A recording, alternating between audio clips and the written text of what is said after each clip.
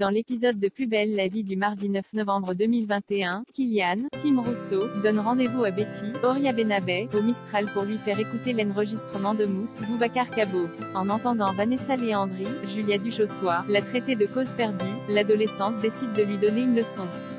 Elle revient au lycée métamorphosée de la tête aux pieds, et prétend avoir fait un travail sur elle-même.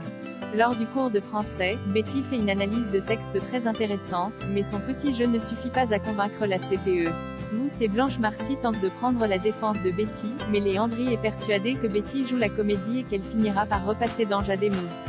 De son côté, Barbara, Léa François, raconte à Alexandre, Léo Romain, ce qui est arrivé avec Nisma et la Philippe. Elle ne comprend pas pourquoi l'adolescente se sent responsable de la mort des Abdel, et envisage d'appeler la police pour la libérer de l'emprise des Soubert. Alexandre lui conseille de ne pas s'en mêler.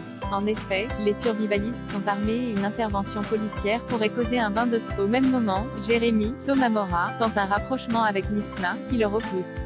Francis, Anthony Dupré, qui a assisté à la scène, immobilise Jérémy et ordonne à Nisma de se venger.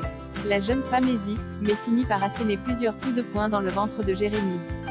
Laetitia découvre le poteau rose, Abdel surprend Alison avec un autre au céleste, Laetitia, Caroline Rioux, ne se remet pas des révélations de Franck, Jean-Charles Chagachbagnan, qui a couché avec Delphine Rollin.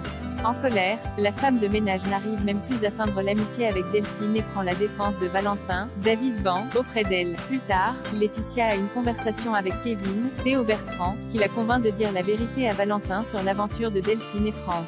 Alors qu'elle s'apprête à entrer dans la chambre de son ex, Laetitia surprend une conversation entre lui et Delphine.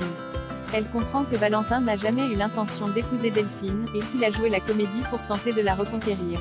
Dans le même temps, Abdel, Marwan Béréni, se prépare à infiltrer la mosquée dans laquelle Amina, la fille d'Imen, a été radicalisée. Il se glisse dans la peau de Yassir Al-Hassan, un djihadiste ayant combattu en Syrie. De son côté, Alison, Miratilian, va de l'avant et décide de partir pour Madrid avec son nouveau petit ami. Sur le départ, elle reçoit la visite de Karim, Yanis Kodja, qui s'insurge en la voyant refaire sa vie avec un autre homme si peu de temps après la mort des Abdel.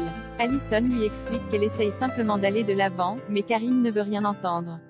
Pour lui, Alison n'existe plus. En quittant l'appartement, Alison tombe sur Barbara. Cette dernière essaye de la convaincre de rester à Marseille, mais Alison lui répète qu'Abdel est mort et qu'elle doit refaire sa vie. Dans l'ombre, Abdel assiste à l'altercation et voit Alison partir avec un autre homme. Loading widget.